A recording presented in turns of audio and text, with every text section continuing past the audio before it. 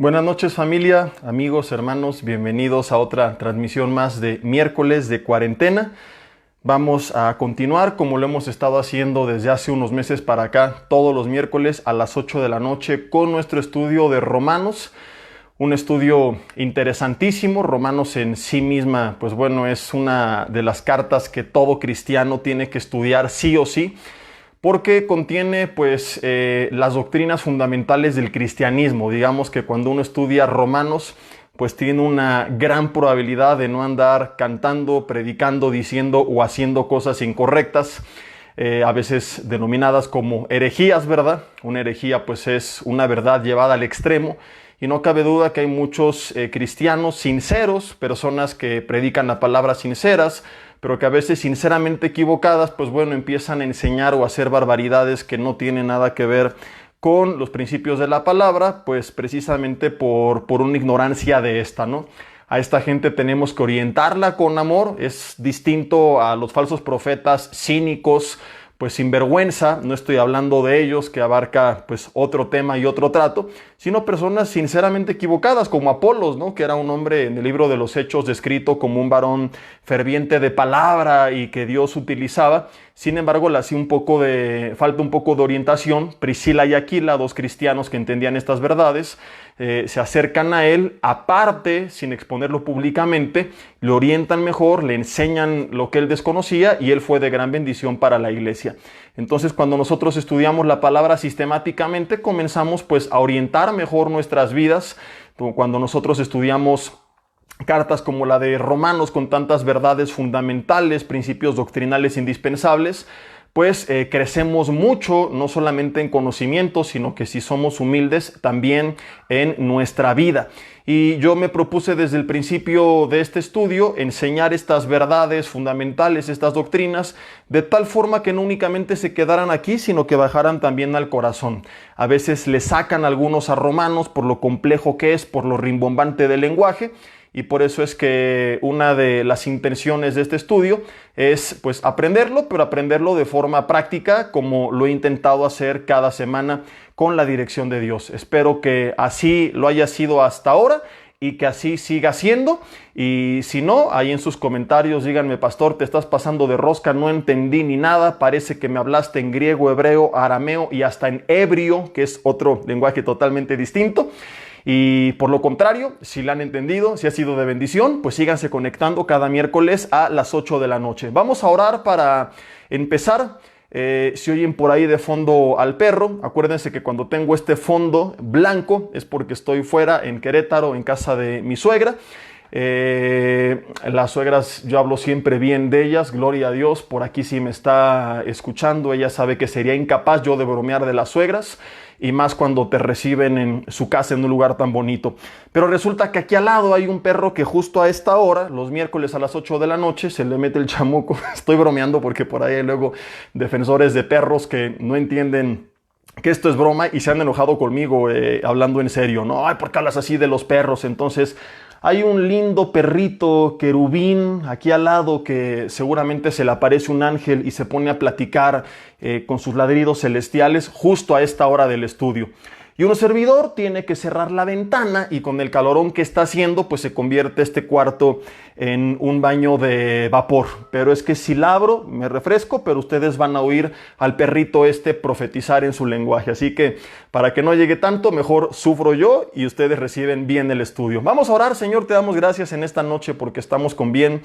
Padre, porque tú nos das vida, porque podemos a distancia otro día más, una vez más, Señor, estar reunidos, conectados para aprender de tu palabra.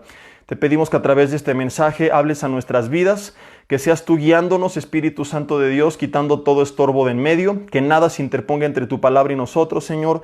Cualquier distracción, cualquier opresión en el ambiente físico, emocional o espiritual, que sea anulada por el poder de tu Espíritu Santo, y que sea únicamente tu influencia, Espíritu Santo de Dios, ejercida sobre nuestras vidas. Tu palabra siendo sembrada en nosotros para dar fruto, como la semilla en la tierra fértil lo da, Señor. Te pedimos que así sea en este día, en el nombre de Jesús. Amén. Y bueno, pues vamos a nuestro mensaje número 23. Algunos que a lo mejor se van conectando apenas están espantados, dicen: de todo lo que me perdí. No te preocupes porque además de que te puedes poner al corriente, apenas estamos empezando el capítulo 2, falta mucho que ver y de la forma que lo hemos estado explicando, pues bueno, procuramos que aunque algunos mensajes tengan continuidad, siempre cada uno tenga su inicio, su conclusión y que tú puedas aprender del 23 sin tener que haber escuchado forzosamente el 22 y así sucesivamente. Aunque lo ideal pues es que para tener un mejor aprendizaje volvamos desde el principio, ahí están todos los videos en internet. O se los puedo enviar para descarga también en MP3 y que en el coche, iba a decir en la escuela, pero ahorita nadie va a la escuela, en la oficina, donde sea, bueno, en la oficina vete a chambear, pero en tus tiempos libres, que puedas tú también ahí estar escuchando la palabra y ponerte al corriente y aprender esto que ha sido bien interesante. Romanos capítulo 2, comenzamos la semana pasada con un tema donde no requerimos casco, casi, donde el Señor se apiadó de nosotros un miércoles y pudimos respirar profundo. Pero hoy, mis queridos hermanos, vamos a necesitar sacar el casco nuevamente del vestidor porque regresan las pedradas celestiales durante unos capítulos más. Al menos de aquí en adelante, hasta por ahí del capítulo 3, versículo 24 en adelante, que comienza a hablar de la justificación. Seguiremos primeramente siendo confrontados porque esto es lo que hace el Espíritu Santo a través de Pablo en los primeros capítulos de Romanos. Demuestra primero la culpabilidad del hombre, no para traer vergüenza y condenación, sino al contrario, para hacernos reconocer que necesitamos de Dios y que entonces procedamos al arrepentimiento. La semana pasada en el tema titulado Su amor nos lleva al arrepentimiento vimos el versículo 4 que dice con signos de interrogación: o menosprecias las riquezas de su benignidad, paciencia y longanimidad, que significa un amor llevado al extremo, ignorando que su benignidad, y de esto trató el mensaje, te guía al arrepentimiento. Y estuvimos hablando cómo cuando entendemos la misericordia, el amor y el perdón de Dios, somos tan quebrantados y consternados que automáticamente procedemos al arrepentimiento, a reconocer que le necesitamos. Pero de repente el Espíritu Santo a través de Pablo parece que ya va a suavizar un poquito pues la inercia con la que viene hablando, con la que nos viene confrontando, y solamente nos dio un respiro. Es así como que estabas en clases de buceo y te sacaron del agua tantito y dices, respiras y toma, la vas para adentro otra vez, compadre. Otros 10 minutos bajo el agua y allá abajo del agua te agarran otra vez a catorrazos celestiales. Los que nos siguen de otro país no se espanten por el lenguaje utilizado, les prometo que nada de esto es una grosería. Apenas el domingo una hermana preguntaba, dice, ¿qué es eso de chamaquear? ¿Y cómo que te reprendo sabanás? ¡Qué falta de respeto! Y no entendía, pues que bueno, en México con lo que uno se tapa es con las sábanas. Entonces de broma decía que algunos en la mañana tienen que reprender a Sabanás y decirle, suéltame Sabanás, porque se les enreda Sabanás. Hablando de la gente que no se logra despertar, que ahí se queda tirada todo el día en la cama, pero esta hermana no entendía y pues bueno, lo tomó a mal. Así que si alguna palabra no le entiendes, tú sigue escuchando lo que sí entiendas y cómprate un diccionario español-mexicano, mexicano-español, para que te llegue mejor el mensaje. Entonces, de repente, del versículo 4 que establece una verdad tan hermosa que su benignidad nos guía al arrepentimiento, pasa a tomar no otro tema, sino a complementar un tema que hoy se predica de forma incompleta. Y va a estar bien interesante lo que hoy vamos a aprender, porque como lo hemos visto muchas veces, hoy se predica el 50% del evangelio, y no está mal que se predique esto. Lo que está mal es que no se predique el resto. Pablo habla primeramente del amor de Dios, lo cual no podemos negar, y es hermoso, y yo he compartido muchas veces de él, y por supuesto que nadie pone en tela de juicio que es su benignidad lo que nos guía al arrepentimiento. Nadie duda que no le podemos amar si no entendemos primeramente su amor, verdades fundamentales que si no comprendemos somos llevados al extremo del legalismo. Pero cuando omitimos el resto de lo que Pablo va a mencionar a continuación, podemos pasar del legalismo al libertinaje. Y como te dije hace unos minutos, una herejía es una verdad llevada al extremo. Entonces, es cierto que su benignidad nos guía al arrepentimiento, pero también es cierto que el simple hecho de entender la benignidad de Dios no quiere decir que yo ya soy salvo. El simple hecho de decir, sí, yo creo que Él es amor y lo amo y hago una oración, no es suficiente. A continuación necesito arrepentirme. Y cuando no hay arrepentimiento, dice el versículo 5, pónganse el casco, dice, pero por tu dureza, y ya hablamos de esto en estudios anteriores, desde el capítulo 2, que comienza a hablar de la dureza del corazón del ser humano y cómo nos vamos endureciendo. Por tu dureza y por tu corazón no arrepentido, dice, atesoras para ti mismo ira para el día de la ira. Y cuando la Biblia habla de la ira de Dios, no es cuando Dios voltea con los ángeles y les dice, ira Gabriel, ira Miguel, ¿ya viste? No, está hablando de ese enojo santo de Dios, del cual también hemos hablado anteriormente, en contra de la injusticia, de la maldad, del pecado. Y fíjate lo que la Biblia dice, cuando nosotros no nos arrepentimos, estamos atesorando. ¿Qué es atesorar? Es ir guardando. Es como una cajita en la que en vez que vayamos acumulando las bendiciones de Dios, cuando caminamos bajo la gracia de Dios, empezamos a ir atesorando para nosotros la ira de Dios. Dice, ira para el día de la ira, como algún día lo vimos, la gente que tú no crees aparentemente que está siendo juzgada por Dios a pesar de su maldad, no te preocupes, algún día les llegará este día de la ira y de la revelación. Dios va a revelar su justo juicio. Versículo 6, el cual pagará a cada uno, ojo con el lenguaje, conforme a sus obras, vida eterna a los que perseverando en hacer bien buscan gloria y honra e inmortalidad, pero ira y enojo a los que son contenciosos y no obedecen a la verdad. No dice a los que no creen, dice a los que no obedecen. Y hoy vamos a ver que hay mucha gente que cree pero que no obedece.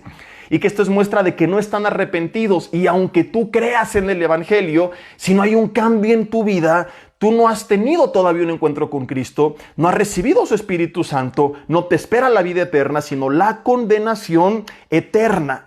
Estas son verdades muy fuertes y es lo que la Biblia establece. ¿Yo qué quieres que haga si estoy leyendo lo que inspiró el Espíritu Santo? Si no te gusta porque la teología moderna omite pasajes como estos y solamente predican la versión del Jesús hippie con su churro de mota, con puro peace and love, y no estoy, insisto, negando que el Señor sea amor, ya lo dejamos bien claro hace unos segundos, pero esta no es todo el 100% del Evangelio, pues bueno, mucha gente por eso no entiende o le pesa escuchar verdades como estas. Pero mi hermano, estoy leyendo el Nuevo Testamento en el periodo de la gracia, después de la ley. Esta es una realidad que no podemos ignorar, que la gente que es contenciosa, versículo 8, y no obedece a la verdad, sino que obedece a la injusticia, no le espera el amor de Dios y el perdón de Dios por el simple hecho de que dijeron, ay, sí, yo creo que Dios es amor, lo recibo.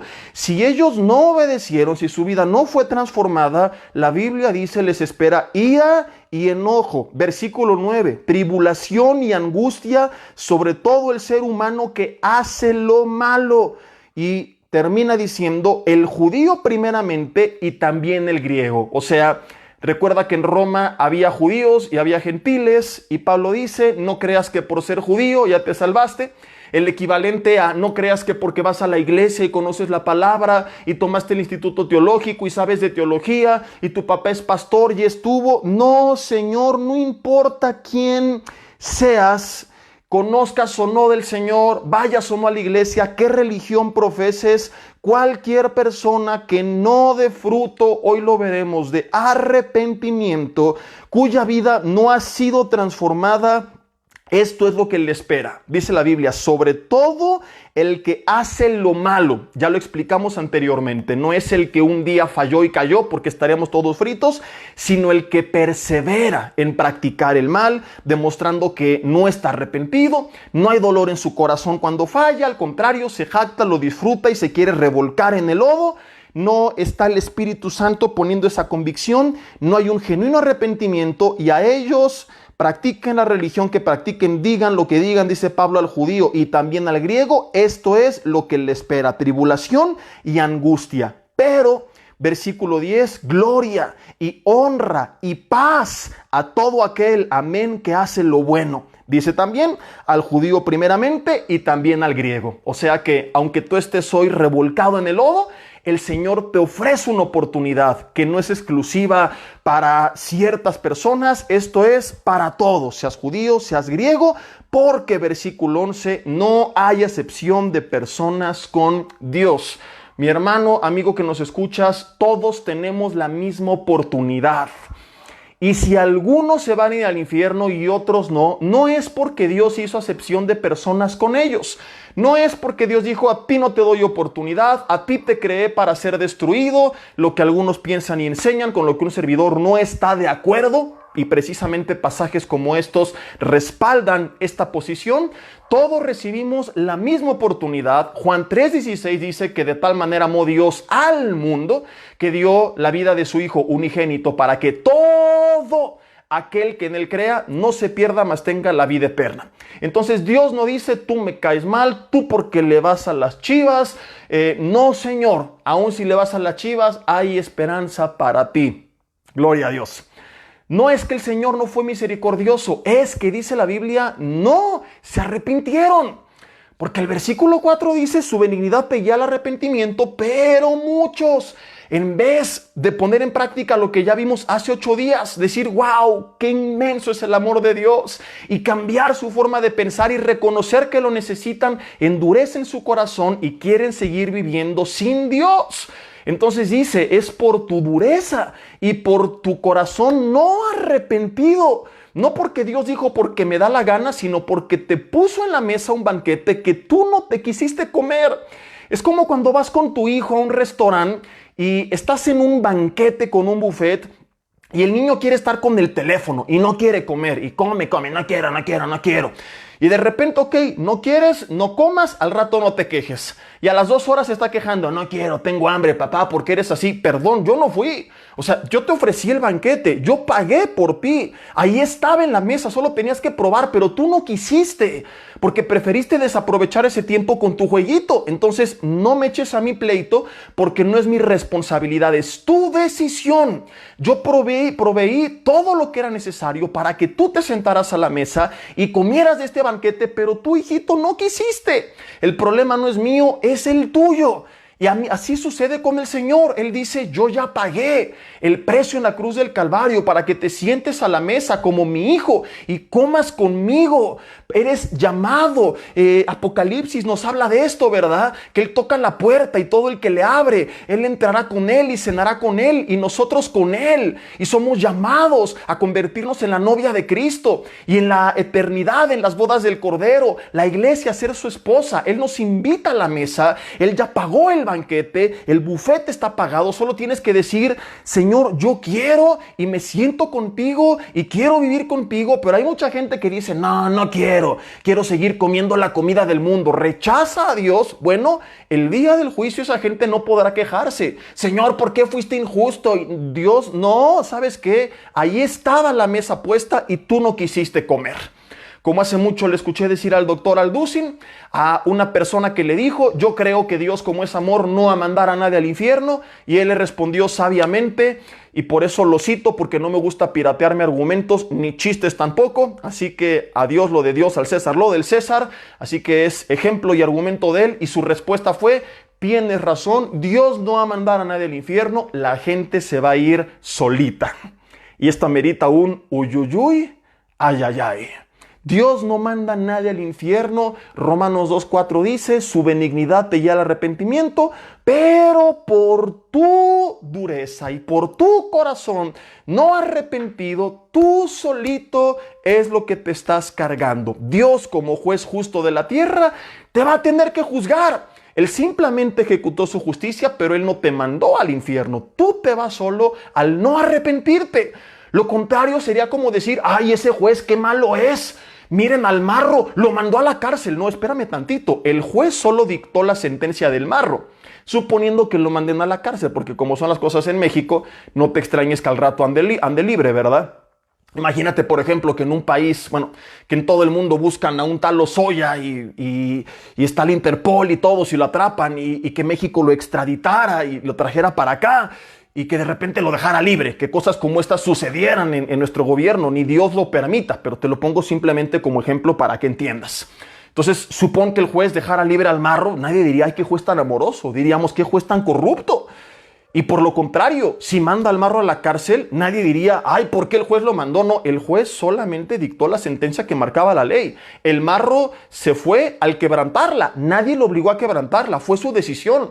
Lo mismo es con Dios. Él provee salvación por medio de Cristo, pero cuando nosotros no queremos, Él solamente como juez justo dictamina la sentencia de cada quien. Pero Él nadie podrá voltearlo y señalarlo con el dedo y decir, tú me mandaste, no, tú compadre. Bueno, Dios no va a decir compadre, te lo digo yo, tú compadre te fuiste solito.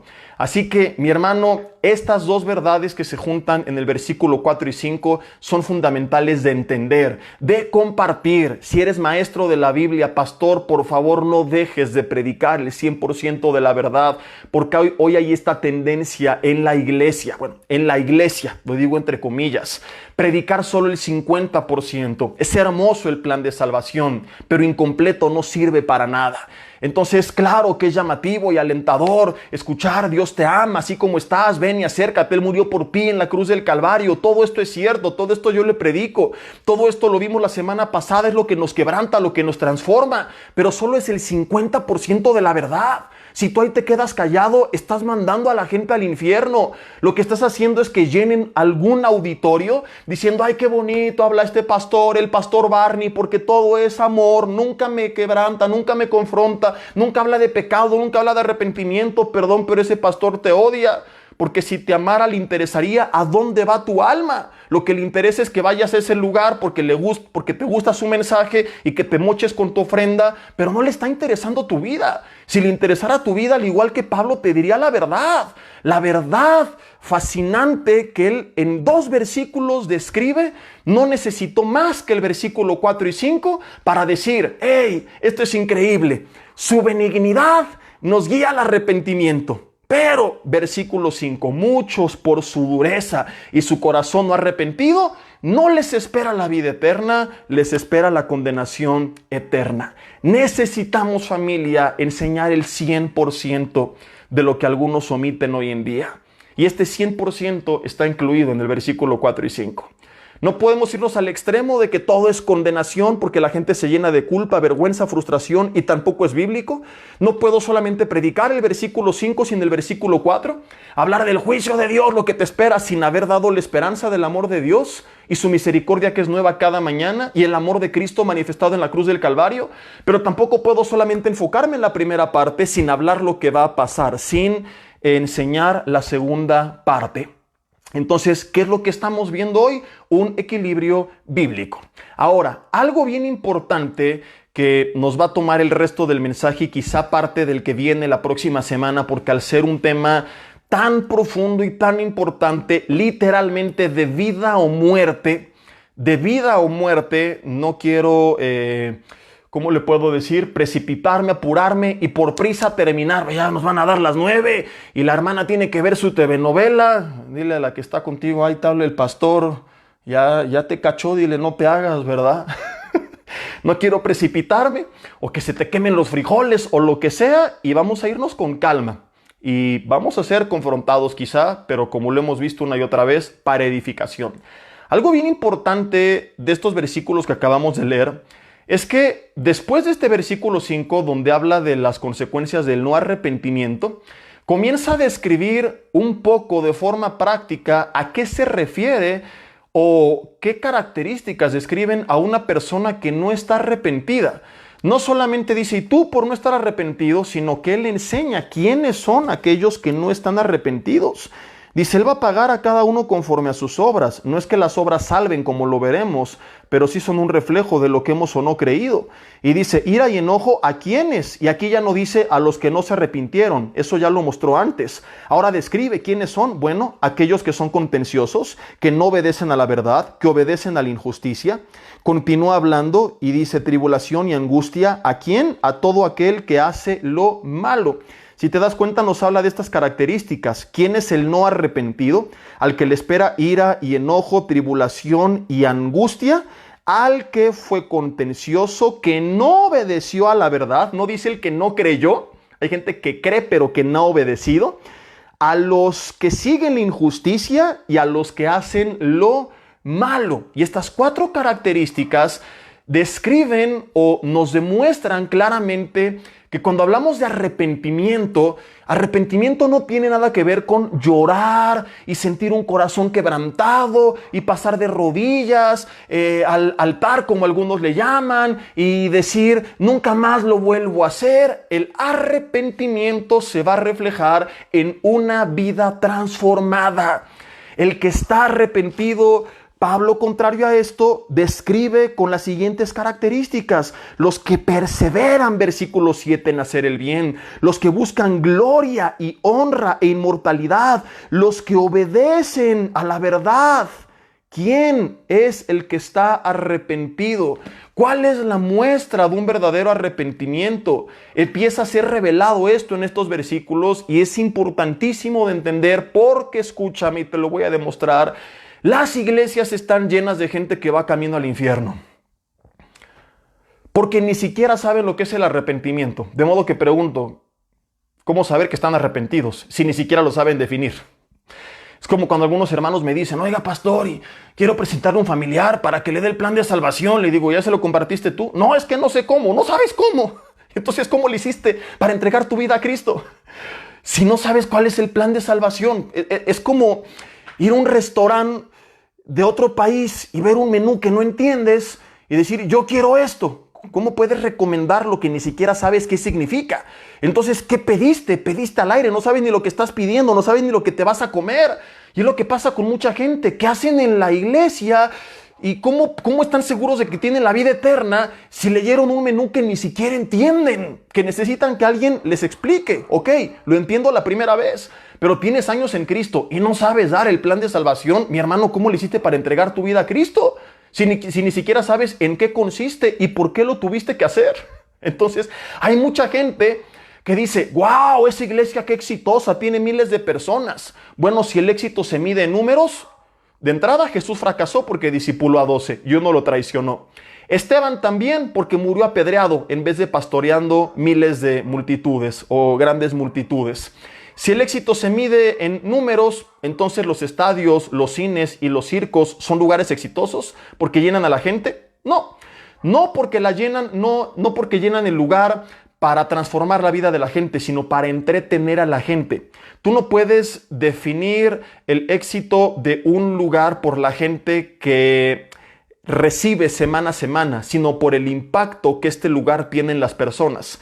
De modo que una iglesia exitosa no es la que alberga a miles de personas en sus filas, sino la que transforma a la gente que se congrega, ya sean 10 o sean 10,000.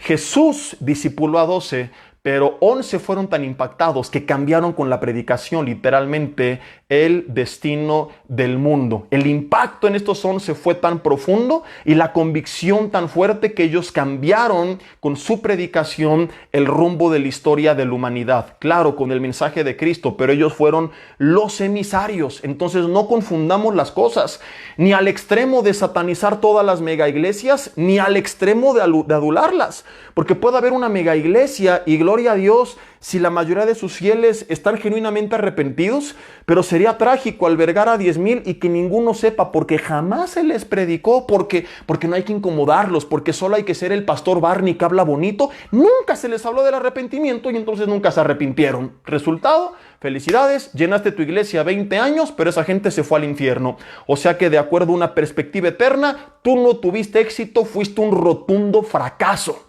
Una vergüenza.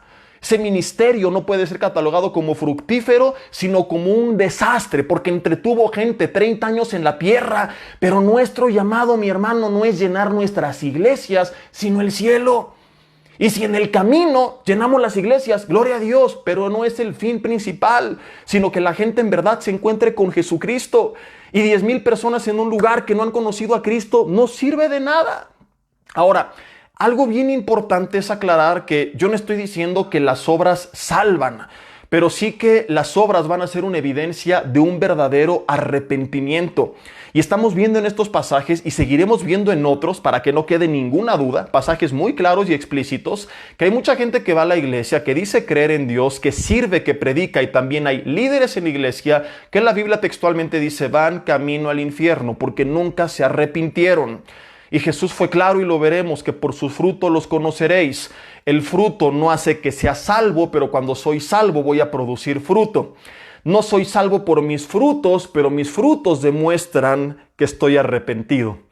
Dicho de otra forma, yo siembro un árbol de limones en mi jardín. Por el fruto, Jesús dijo, se conoce el árbol. Entonces, basta con ver al árbol y ver sus limones para saber que es un árbol de limones. Ahora, ¿qué fue primero? ¿El fruto o el nacimiento del árbol? Primero el árbol nació, pero al nacer, al ser sembrada la semilla, cuidada, comenzó a dar a luz ese árbol precioso que ahora fructifica como resultado o evidencia de la semilla que fue sembrada. Lo mismo es en la fe. Yo no puedo salvarme por mis obras, dar fruto para nacer. Esto va en contra de la naturaleza. Primero nazco de nuevo y el verdadero nacimiento como evidencia de que la semilla del Espíritu Santo ha sido sembrada en mi vida es que va a producir fruto. ¿Quieres que te demuestre esto con un pasaje explícito? Ahí te va. Porque algunos pueden decir, suena bien, pero no es bíblico. No, mi hermano, todo lo que yo predico es basado en este libro. Como lo he dicho muchas veces, sinceramente, humildemente, y no jactándome ni nada, sino al contrario, yo no sé enseñar nada que no esté en la Biblia, porque todo lo que trato de poner en práctica y vivir, lo he aprendido de allí. Todo lo malo, quién sabe de dónde lo saqué, pero todo lo bueno lo he aprendido de este libro. Entonces Gálatas 5:22 es el pasaje que respalda entre muchos lo que te estoy diciendo. El fruto del Espíritu, el resultado que Él va a producir en una persona espiritual es amor, gozo, paz, paciencia, bondad, benignidad, fe, mansedumbre y dominio propio. Si Él fue sembrado en mi vida y yo cuidé mi relación con Él, Él va a producir fruto. Primero es la siembra de la semilla, luego es el fruto.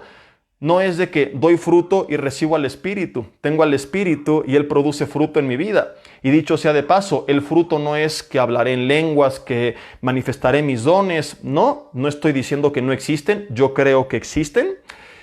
Primera de Corintios 12 habla de ellos. El capítulo 14 también habla del orden en el cual se tienen que poner en práctica. Simplemente menciono esto para decirte que mucha gente piensa que esta es la evidencia de que alguien es espiritual. Esta solamente es una evidencia de la soberanía de Dios que reparte dones a cada uno en particular, Primera de Corintios 12, como Él quiere. No es evidencia de la grandeza y espiritualidad del ser humano, sino de la grandeza de Dios. ¿Cuál es el fruto?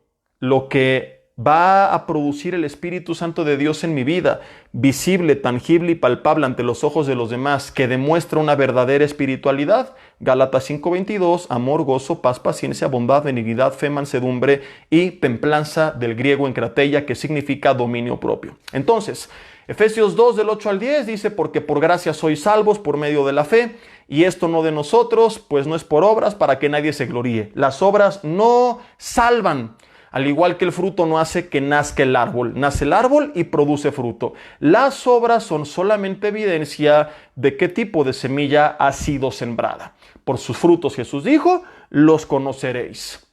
Yo quiero profundizar en esto porque, como te decía, según un diagnóstico bíblico, pues hay mucha gente en las iglesias que no va camino a la presencia de Dios. Según este pasaje, estamos comenzando a ver que creer en Cristo y en su amor es el primer paso, pero no es suficiente. Creer en Dios es el primer paso, pero no es suficiente. Si fuera suficiente, los demonios serían salvos, porque los demonios creen, según Santiago 2:19, y también tiemblan. Paréntesis para una buena noticia. Si tienes un hijo, un esposo que te dice, no creo en Dios, soy ateo, creo que vengo del chango, mira, me parezco al eslabón perdido. Mi hermana, no te aflijas, está bien enchamucado quizá, pero a demonio todavía no llega. Puede que sea ateo, pero no ha llegado a demonio, porque para ser demonio primero tiene que creer. No hay demonios ateos, los demonios también creen y tiemblan. Hasta donde yo recuerdo, Lucifer no fue separado de la presencia de Dios por dejar de creer en Dios, sino por rebelarse en contra de Dios. Si no me equivoco, esa fue la razón por la que la Biblia dice que fue expulsado de la presencia de Dios. Adán y Eva no fueron expulsados del huerto del Edén por dudar de la existencia de Dios, sino por desobedecer la palabra de Dios. De donde yo empiezo a concluir algo que mucha gente ignora. Algunos piensan, con creer basta. Lucifer creía, Adán y Eva creían, los demonios creen, pero no obedecieron. Y la Biblia es clara al respecto y lo vamos a seguir viendo. No creas que cuando la Biblia habla de los que van a perderse eternamente son puros ateos, gente de otras religiones, de otras sectas, que andaba bien perdida, bien endiablada, no. Mucha de esta gente iba a las iglesias, creía en Dios, pero nunca se arrepintieron. Nunca pusieron en práctica la palabra de Dios. Creían en la existencia de Dios, pero esto, según lo que estamos comenzando a aprender, aunque es el primer paso, no termina de ser suficiente. Oye, pero hizo una oración. Bueno, veremos también, si no hoy, la próxima semana, que los fariseos que iban al bautismo de Juan a ser bautizados no recibieron un aplauso de Juan Bautista, sino una generación de víboras, hipócritas, les dijo Juan. ¿Quién les enseñó a huir de la ira venidera? Hagan frutos dignos de arrepentimiento. O sea, de nada sirve, señores, que vengan aquí a bautizarse públicamente si su vida no ha sido transformada. Mi hermano, son pasajes fuertes que no nos gustan, que nos incomodan, polémicos, pero es la palabra de Dios.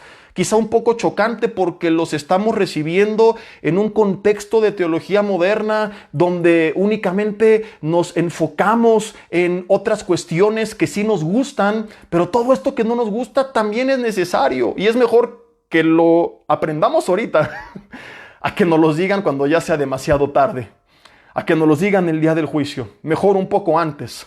Yo no quiero, al llegar a un país nuevo, que me expliquen las leyes después de haberlas quebrado cuando estoy frente al juez. Yo prefiero, antes de quebrarlas, que me digan cómo están las cosas para alinearme a ellas. Aunque no me guste y me incomode, le daré gracias al quien me las dijo porque me previno. Y es lo mismo actualmente. Todo esto nos incomoda, pero es mejor que nos digan cómo están las cosas y que pongamos en orden lo que tenemos que poner en orden antes de ser llamados por el juez a enterarnos de todo esto cuando estemos delante del juez. Entonces, ¿quién es la persona que es salva? La que se arrepintió.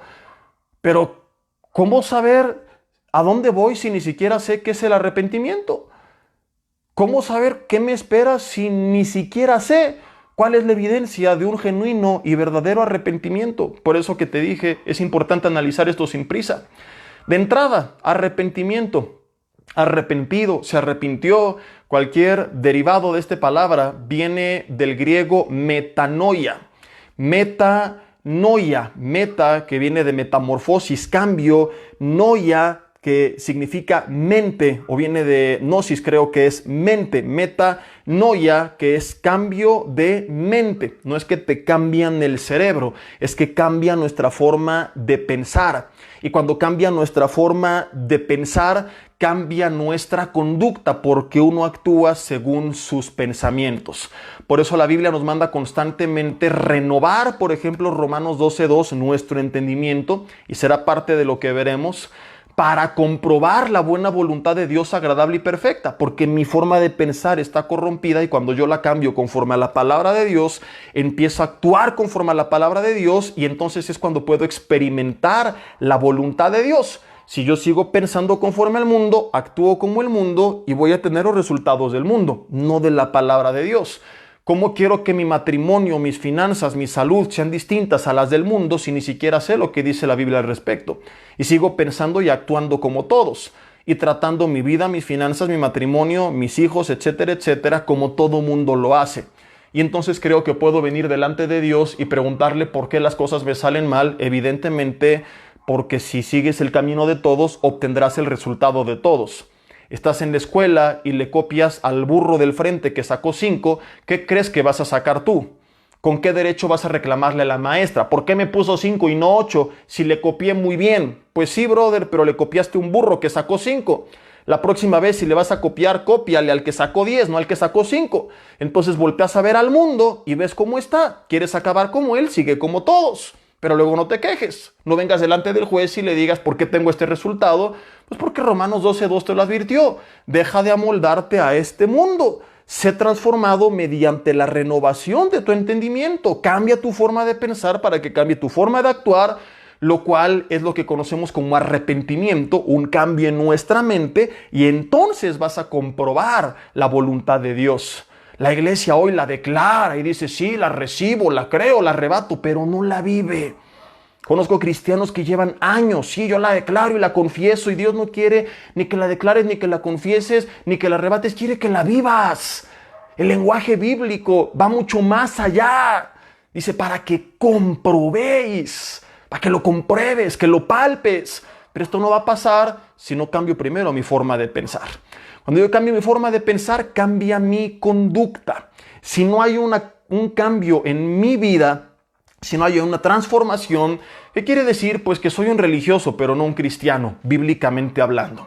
Quisiera decir lo contrario, se escucharía más bonito, sería más popular, no me vería tan Grinch, pero entonces me volvería simplemente un maestro humanista y no un predicador de la palabra. Y como te lo dije hace rato, mi llamado no es hablar bonito, lo que a la gente le guste, sino enseñar la palabra, punto.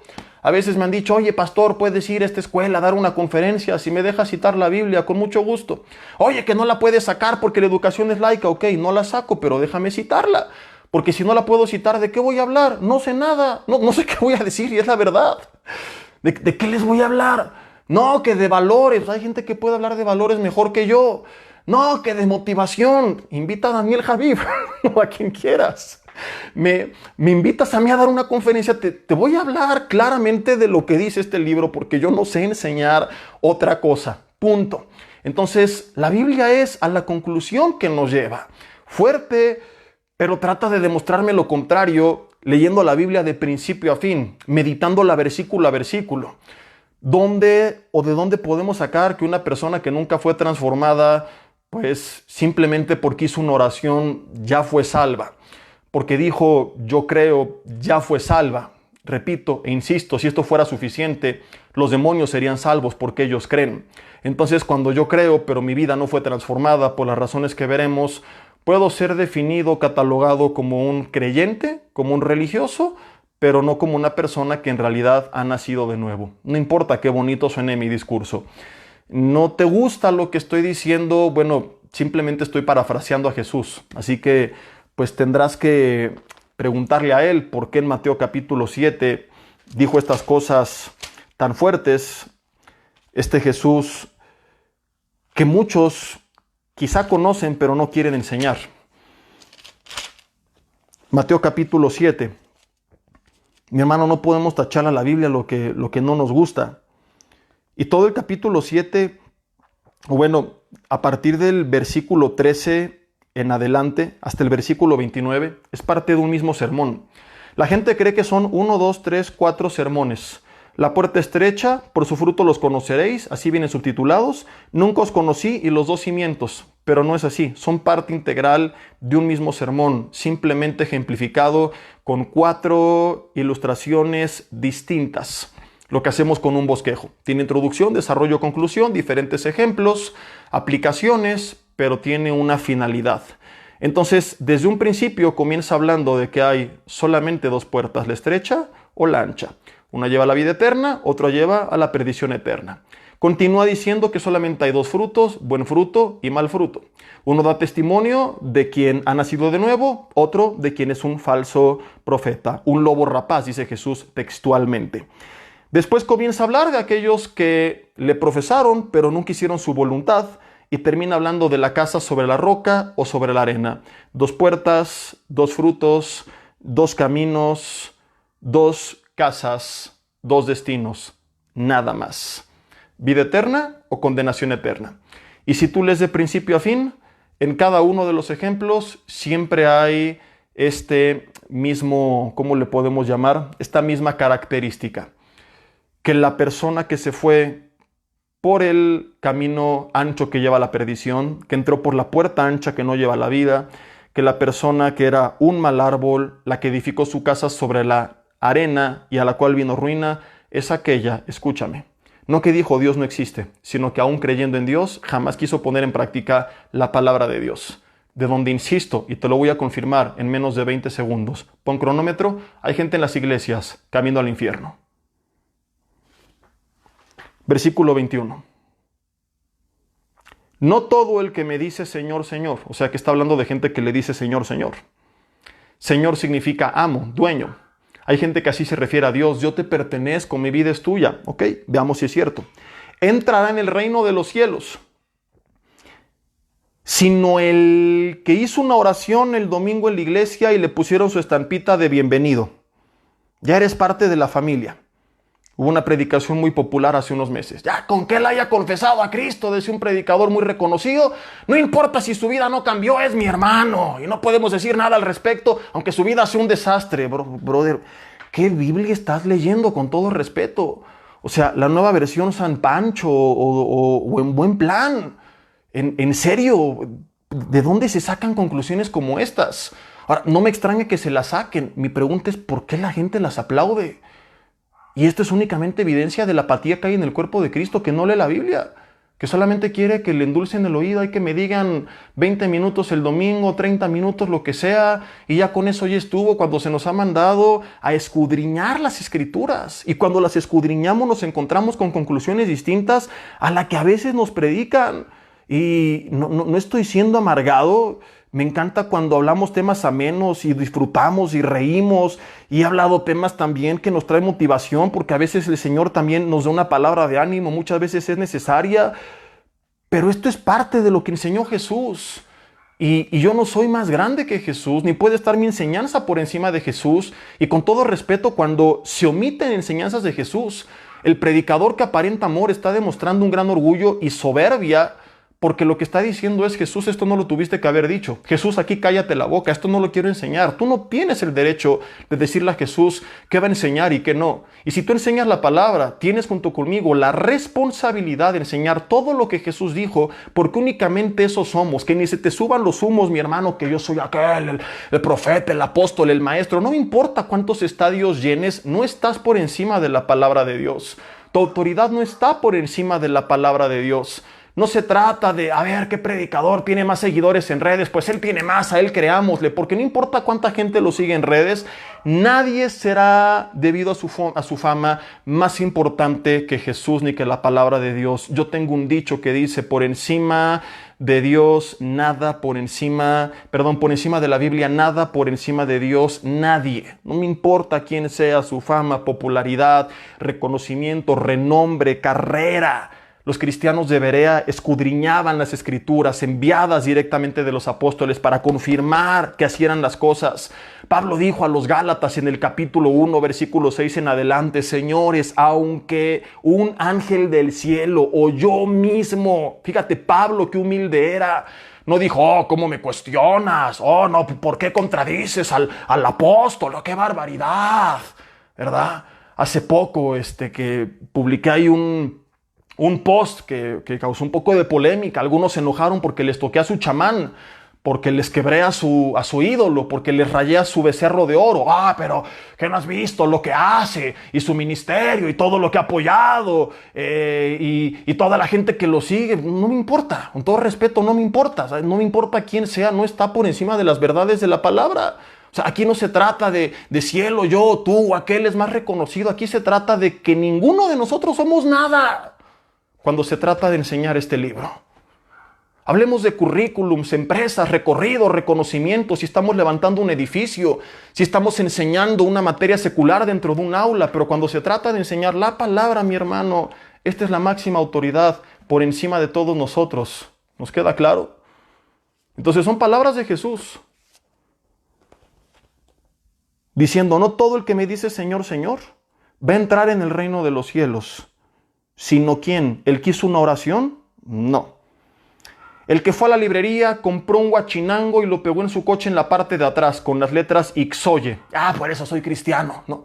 ¿Cuántas veces nos ha pasado? Vemos un coche con ese pescadito. Ah, es cristiano. Por un pescadito. Ya estamos concluyendo que es salvo. Va a la iglesia, es cristiano.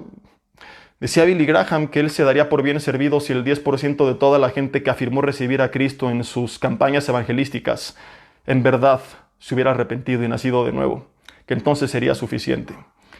Yo quisiera de igual forma que el 10% de la gente que cada domingo levanta la mano diciendo yo le entregué mi vida a Cristo en verdad esté arrepentida.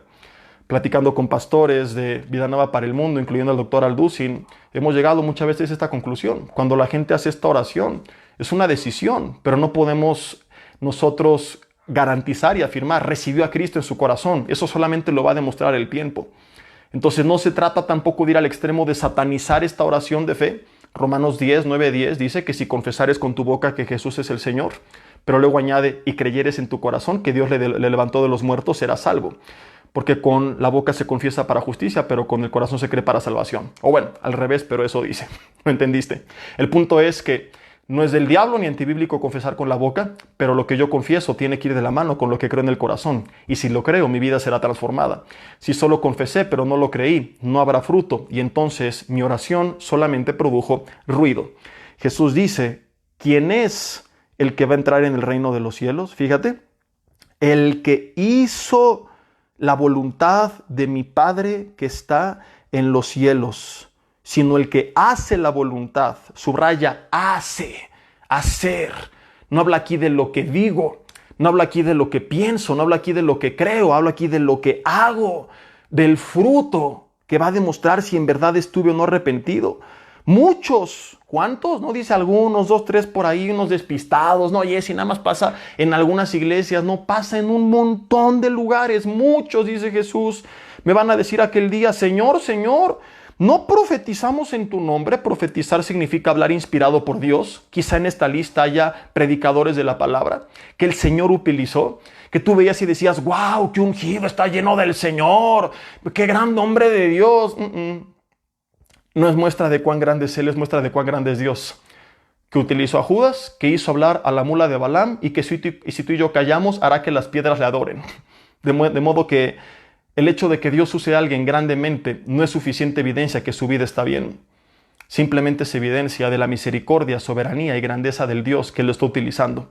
Que bien puede utilizar a un gran hombre de Dios, o a un Judas, o a una mula, como la mula donde ha montado Balaam para predicar su palabra. Entonces no nos confiemos creyendo, ay, es que como tengo dones, como predico, como me utiliza, mi vida está en orden. Dios utilizó a Sansón y su vida no estaba en orden.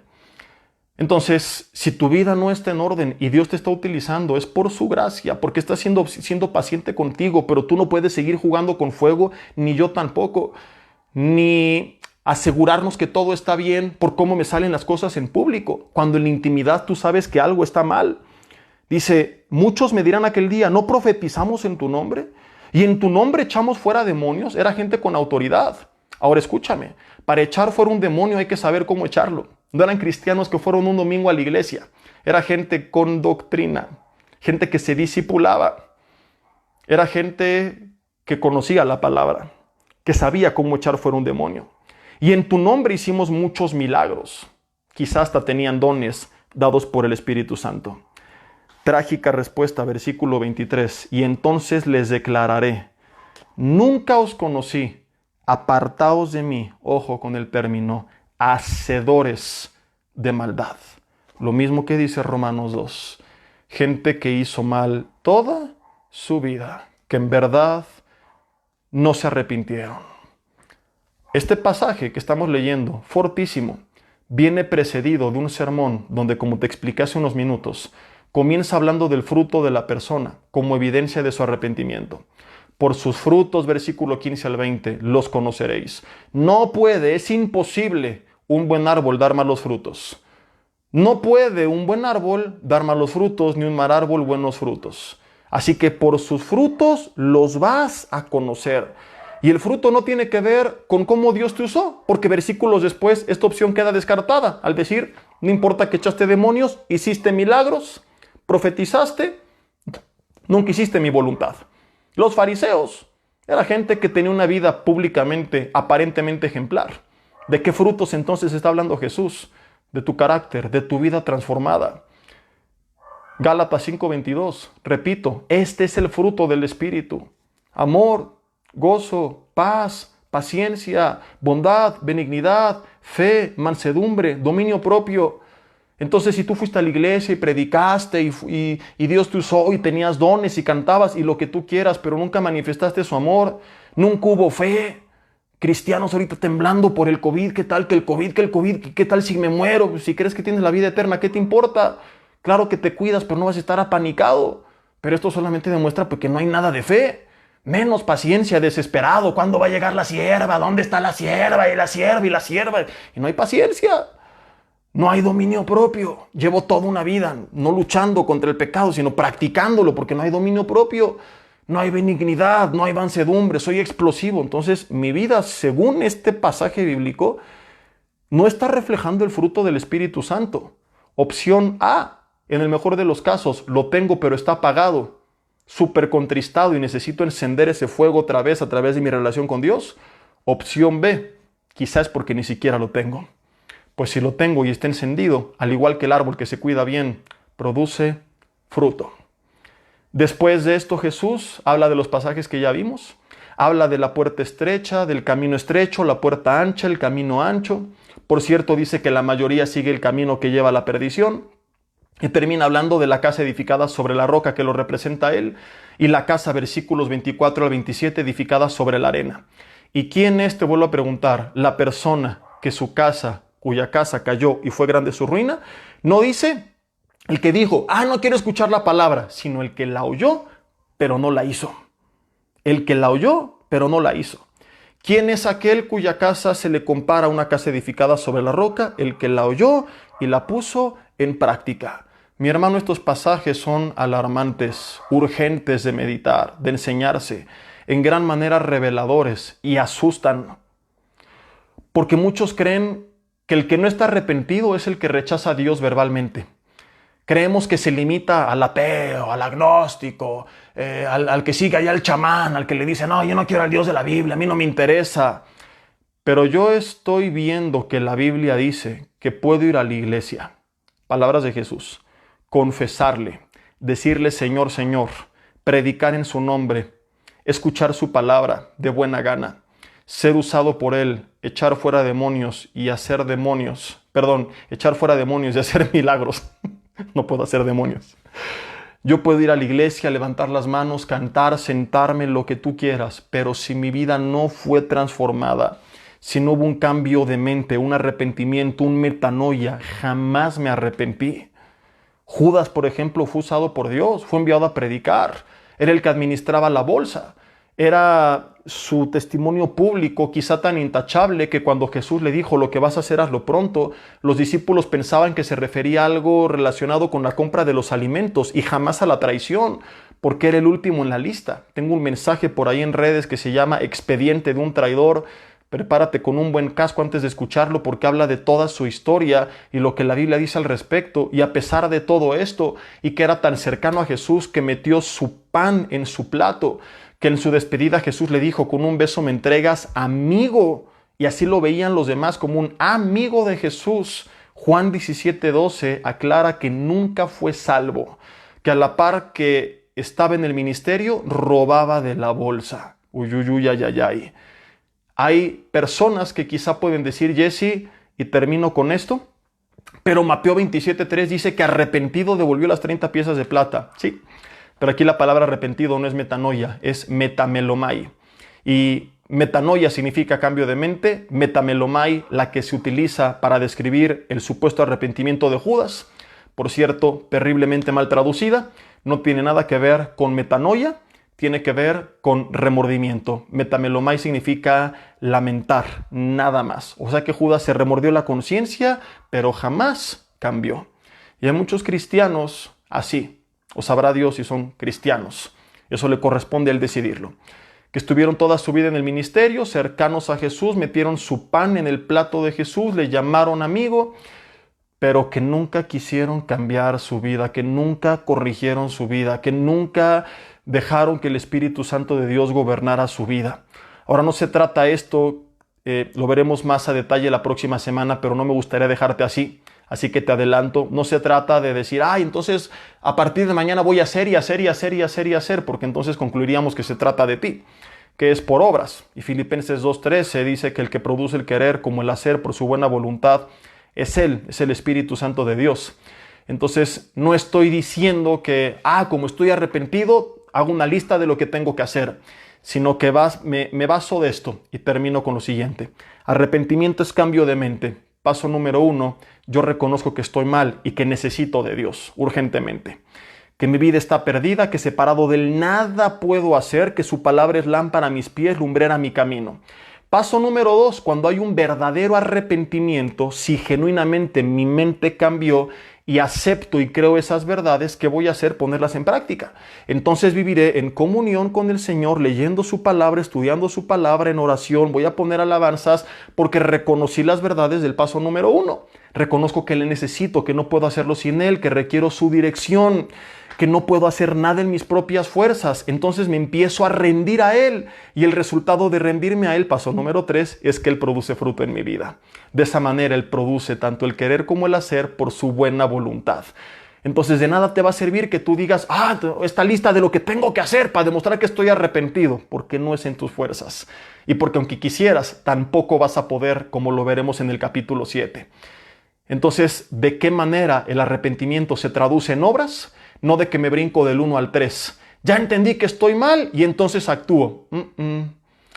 En medio está la influencia de la palabra de Dios y del Espíritu Santo sobre nuestras vidas. Y el paso número 2 viene o es un puente intermediario entre el 1 y el 3. Es el Señor el que lo produce. No puedo llegar al 3 si Él no lo está produciendo. Pero no lo puedo producir si no entiendo el 1. ¿Cuánto yo necesito de Dios? Lo contrario únicamente va a traer frustración. Termino contándote, mi hermano, que yo muchos años así lo intenté, brincarme del 1 al 3. Reconocía que no estaba arrepentido, que había cosas en mi vida que estaba mal y las intentaba arreglar en mis propias fuerzas. Jamás pude, hasta que entendí eso. El arrepentimiento significa reconocer que estoy mal, que necesito de Dios, que yo no puedo en mis fuerzas.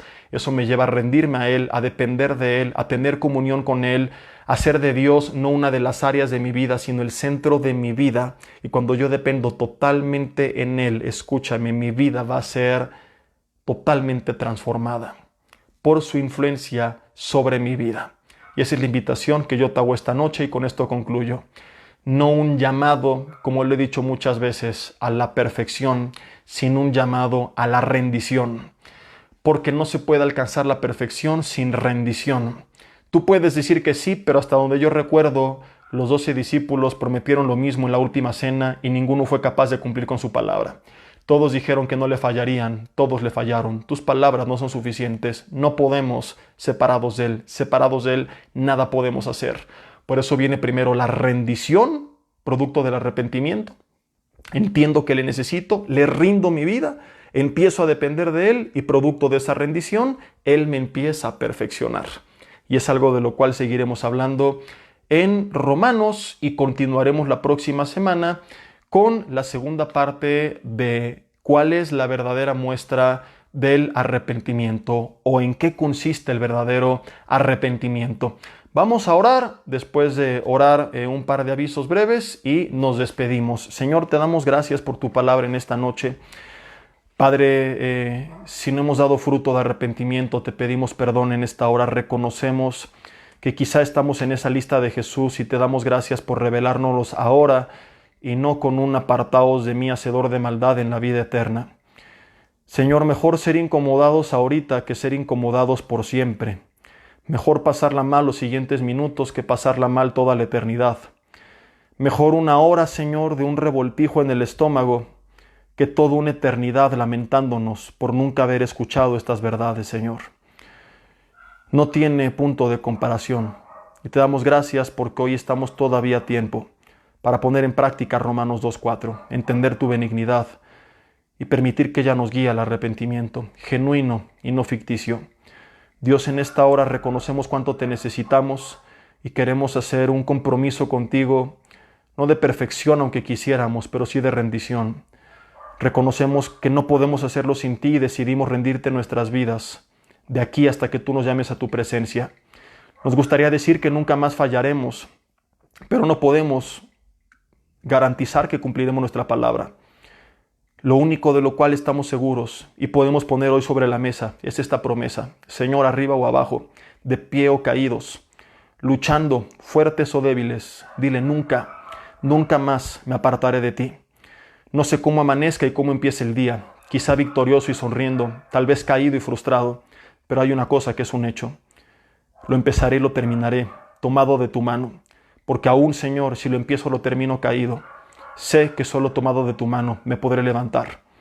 El arrepentimiento es genuino, Señor, puesto que ya no quiero seguir viviendo con esta situación y llámale por su nombre a lo que tú sabes que está mal y dile, entiendo que sin ti no puedo Y ya no quiero estar así, Señor. No quiero ser un sepulcro blanqueado. ¿De qué me sirve que la iglesia piense que todo está bien si yo sé que todo es una farsa? ¿De qué me sirve, como los fariseos, mostrarme hermoso a los hombres y por dentro estoy podrido, Señor? Padre, hoy reconozco que te necesito y te pido que tú transformes mi vida genuinamente. No se trata de mis fuerzas y de mis frutos. Por dar fruto no me convertiré en un tipo de árbol. Te pido que tú cambies la naturaleza del árbol para que entonces el árbol dé fruto. Que sea a través de mi comunión contigo, de depender de ti, de vivir todo el día meditando tu palabra, platicando contigo, audiblemente o en mi mente, de estar tomado de tu mano, de poner alabanzas en vez de tanta música basura que escucho, de pasar más tiempo contigo, escuchando más tu voz y menos la del mundo. Que tu influencia sobre mi vida será mayor y entonces mi vida será transformada. Y entonces, como tú lo dijiste, por mis frutos se conocerá qué tipo de árbol soy. Por el fruto se sabrá qué tipo de semilla ha sido sembrada y qué está produciendo. Que así se ha hecho, Señor. Te damos gracias por la oportunidad que tú nos das de poner en orden lo que se tenga que poner en orden. En el nombre de Cristo Jesús. Amén.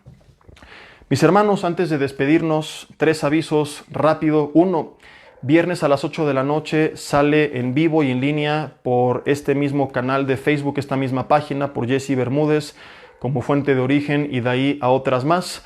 El mensaje es el número 13 o el 14, no recuerdo, de la serie Crisis, que es la continuación del tema de la semana pasada, Restaurando tus finanzas. Si no lo escuchaste, escúchalo. Son principios prácticos de administración de finanzas personales basados en la Biblia. Nada de que ven, pacta, declara y siembra y toda esta brujería que no es bíblica, que hoy se predica y que algunos creen. Estaremos hablando realmente de lo que la Biblia dice para poner en orden un desastre financiero. Va a ser la continuación. Si no escuchaste la primera, bájale un poco ahí en mi muro de Facebook y vas a encontrar la primera parte de cómo restaurar tus finanzas. Segundo aviso, les recuerdo que Izcalli y Tlalnepantla ya reabrieron las iglesias.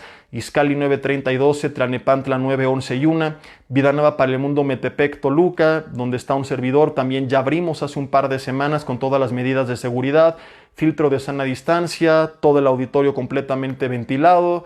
Cada vez la gente, al conocer lo que estamos haciendo y cómo lo estamos haciendo, se siente más segura y comienzan a asistir. Y tenemos 3 servicios en Vida Nueva Metepec, Toluca. Tú eres bienvenido. Si vas a otra Vida Nueva que está cerrada, puedes ir a cualquiera de estas 3, a la que te quede más cerca. En el caso de Metepec, Toluca, estamos manejando un registro en línea para controlar los lugares y que no llegue más de la gente que tenemos permitido, porque el aforo está limitado al 25% de la capacidad del auditorio. De modo que si llegas sin boleto, tendrás que esperar a que comience el mensaje y ver que haya lugares, que alguien no fue para poder pasar.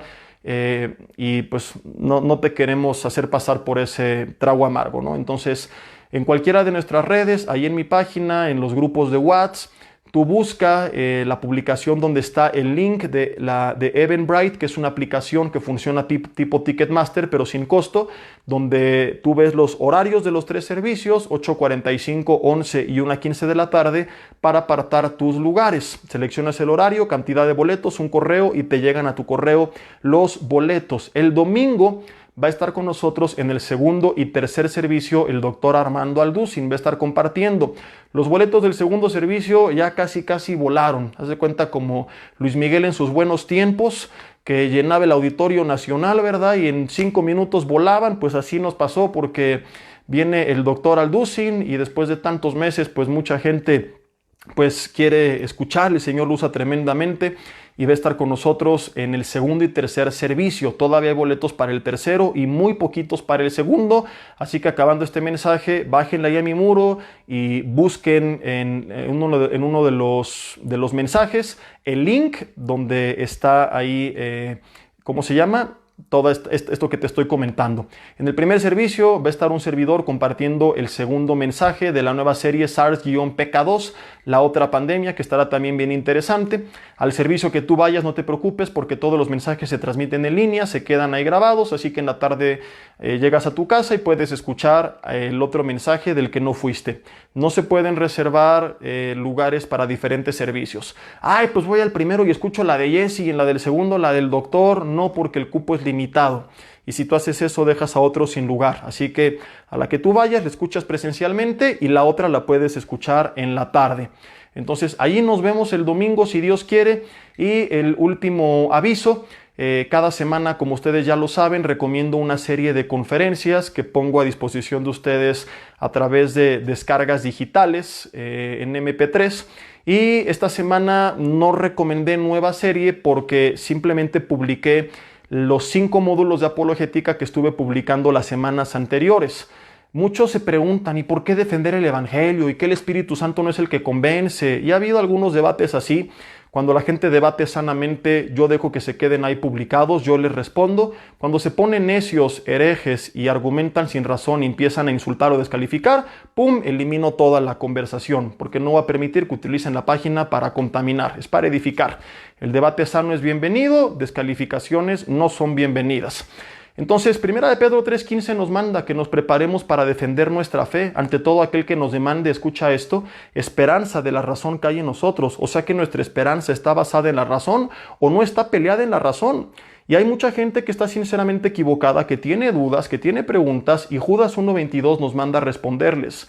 Yo por eso estuve durante 5 años enseñando 134 lecciones, cada una de 1 hora aproximadamente, acerca de los temas más polémicos y las preguntas más difíciles de responder en cuanto a la Biblia, Jesucristo, la existencia de Dios, el origen de la maldad, los pasajes polémicos del Antiguo Testamento, entre otros, y están contenidos en estos 5 módulos que yo publiqué. Tú puedes bajar también en mi muro y ver ahí las publicaciones. Cada módulo trae unas 24 o 30 series aproximadamente. El primero es la veracidad de la Biblia junto con arqueología y la Biblia.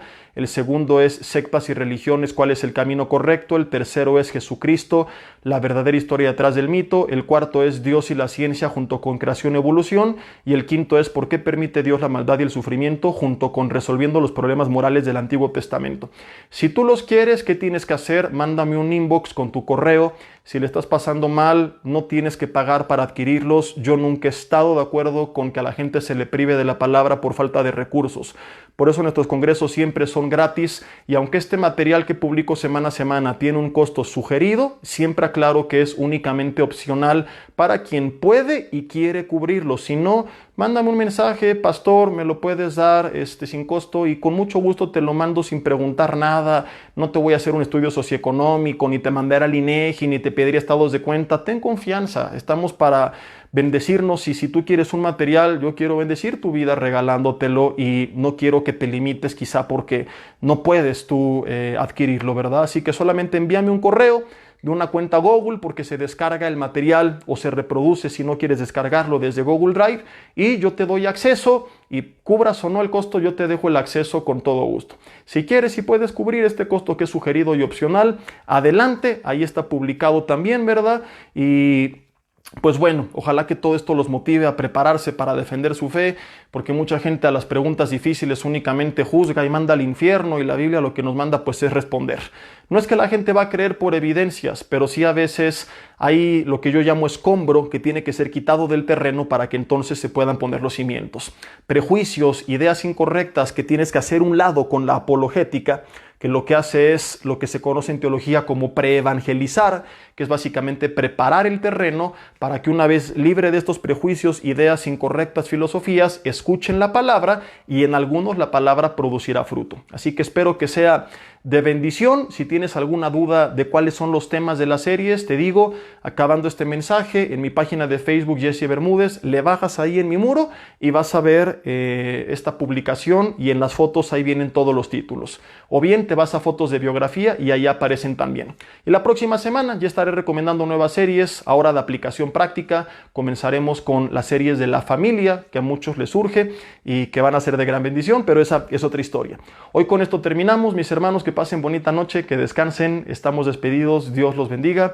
Nos vemos el viernes o el domingo o el próximo miércoles. Si el Señor viene antes, nos vemos en el cielo, pero de que nos vemos, nos vemos. Y si viene el Señor y tú aquí te quedas, ahí te encargamos la iglesia, y ve a mi casa, ahí en mi computador están los siguientes mensajes de Romanos para que siga transmitiendo con los que se queden. Dios los bendiga. Y se arrepienten para que luego nos alcancen. Estamos despedidos.